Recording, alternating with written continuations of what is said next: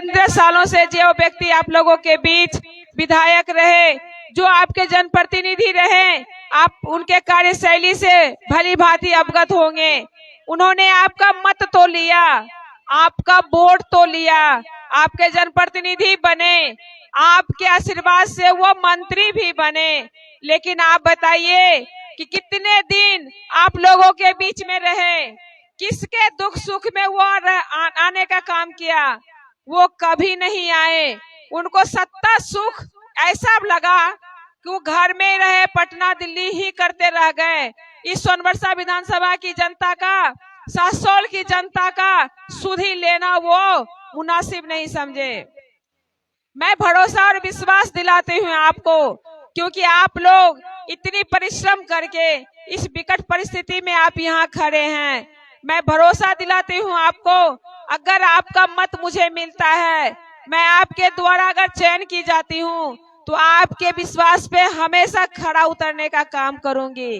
पिछले 5 वर्ष जो आने वाला जो 5 वर्ष है हमारा, पहले वाले जो 15 साल की जो खाई है आप लोगों के अंदर, जो दर्द रहा है एक जनप्रतिनिधि का, मैं उसे मिटाने का काम करूंगी। और खास तौर से मैं बताना चाहती हूँ, जो माननीय हमारे विधायक और माननीय मंत्री जी के द्वारा जो गिने चुने लोगों को सम्मान देने का उन्होंने काम किया, बाकी मास को उन्होंने जो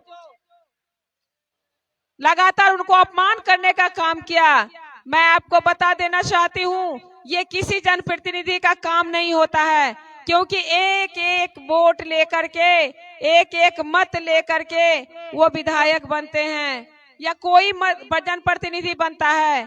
और जब सम्मान की बारी आती है तो गिने चुने व्यक्ति को देते हैं, जो काफी दुर्भाग्यपूर्ण है।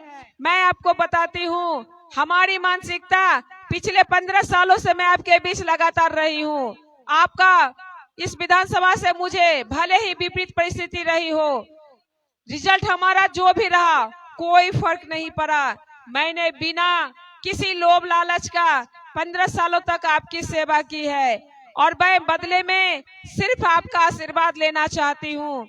अगर मेरे अंदर कोई कसक रहती, कोई बात मन में होता, तो मैं दोबारा नहीं आती। बहन, मैं आपको बता देना चाहती हूँ, मेरे पति की डेथ कुछ साल पहले हो चुकी है, और लगातार मेरे पास कुछ भी नहीं है आपके आशीर्वाद के अलावा। और मुझे लगता है कि आप लोग का आशीर्वाद मेरे साथ में है, तो दुनिया की सारी खुशियां मेरे पास में है। आपका आशीर्वाद मुझे मिले, मैं इसी की कामना करती हूँ।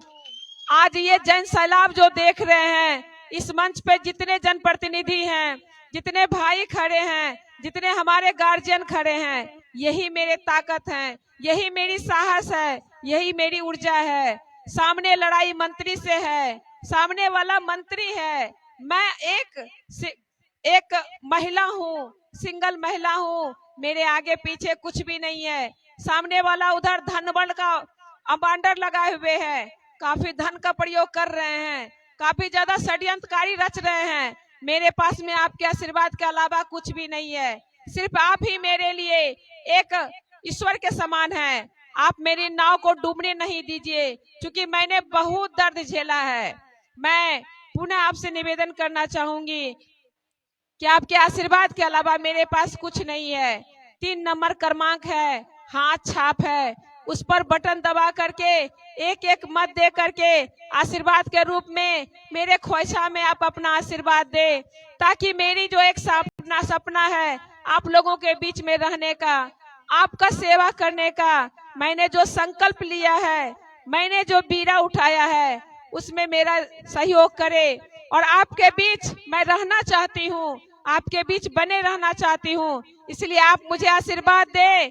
मैं चूंकि ये कार्यक्रम माननीय सांसद पप्पू यादव जी के द्वारा लगाया गया था, भारी बारिश के वजह से हेलीकॉप्टर में आने में उनकी परेशानी हुई, इसलिए माननीय सांसद महोदय जी का भी आशीर्वाद हमारे साथ में है। साथ ही वो दूरभाष के माध्यम से, टेलीफोन के माध्यम से कुछ बातें रखना चाहते हैं।